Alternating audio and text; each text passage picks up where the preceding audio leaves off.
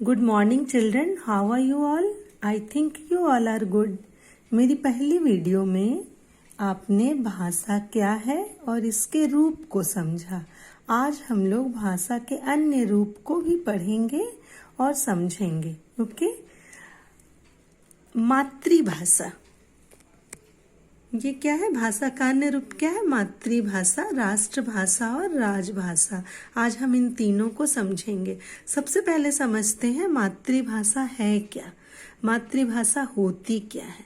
मातृभाषा, इस भाषा को बच्चा जो है वो अपने घर और अपने परिवार, अपनी माँ से सीखता है। ओके, माँ को देखकर सुनकर बच्चा अपनी भाषा, जो माँ कहती है बोलती है, वो भाषा जब बच्चा सीखता है तो उसे हम मातृभाषा कहते हैं। जैसे कोई पंजाबी का बच्चा है तो उसकी मम्मी पंजाबी में बोलेगी ना, तो पंजाबी लैंग्वेज में जब बोलेगी तो वो उसी भाषा को सुनेगा और समझेगा। कोई बंगाली है तो बंगाली बोलेगा, कोई तमिल है तो वो तमिल बोलेगा। आप लोग समझ रहे हैं ना मेरी बात? यानी जिस भाषा को बच्चा परिवार में सीखता है, अपनी माँ से सुनता है, अपने परिवार में सुनकर समझता है, उसे हम मातृभाषा कहते हैं। ओके, अब हम समझेंगे राष्ट्रभाषा क्या है। राष्ट्र की भाषा, ये देखिए आपकी बुक है ना। राष्ट्रभाषा जो है, राष्ट्रभाषा वह भाषा होती है बेटा जो देश के अधिकांश नागरिक प्रयोग में लाते हैं और बहुत ही सरलता से बोल और समझ लेते हैं। जैसे भारत की राष्ट्रभाषा क्या है? हिंदी है। बाहर के देशों में क्या है? अंग्रेजी है। ठीक है, समझ में आ रहा है ना? हिंदी हमारी राष्ट्रभाषा है। आप लोगों को पता होगा, आप लोग जानते होंगे ना कि हिंदी दिवस कब मनाते हैं? 14 सितंबर 1949 को हिंदी को राष्ट्रभाषा का दर्जा मिला था। तभी तो हम लोग 14 सितंबर को हिंदी दिवस मनाते हैं। इसी तरह से समझ में आ रहा है ना? इसे ही हम राष्ट्रभाषा कहते हैं।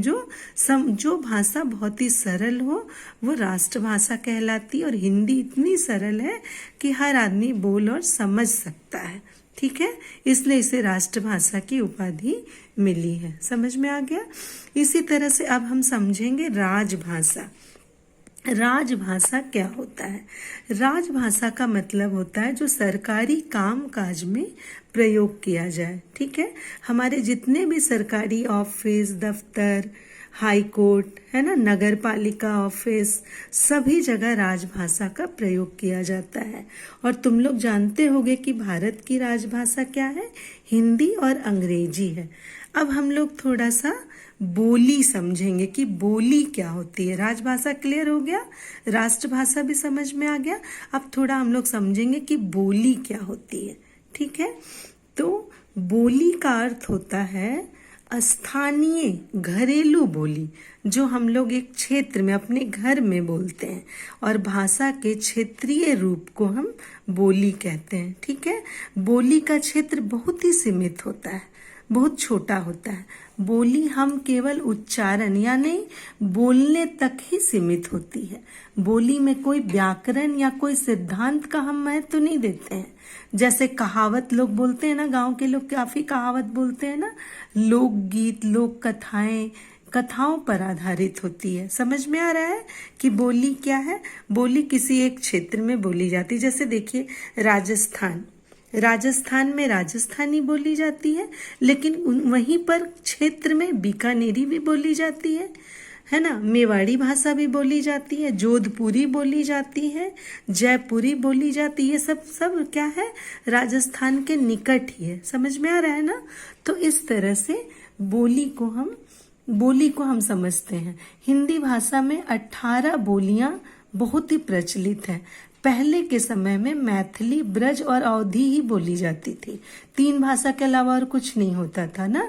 पर अब तो यही बोलियां इतनी विकसित होकर भाषा बन गई हैं। तो आप लोगों ने इस वीडियो के माध्यम से मातृभाषा, राष्ट्रभाषा और राजभाषा को समझा है।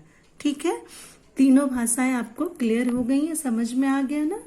तो मैं अपनी अगली वीडियो में आप लोगों को लिपि पढ़ाऊंगी। ठीक है, अगली वीडियो में मैं आपको लिपि और व्याकरण समझाऊंगी।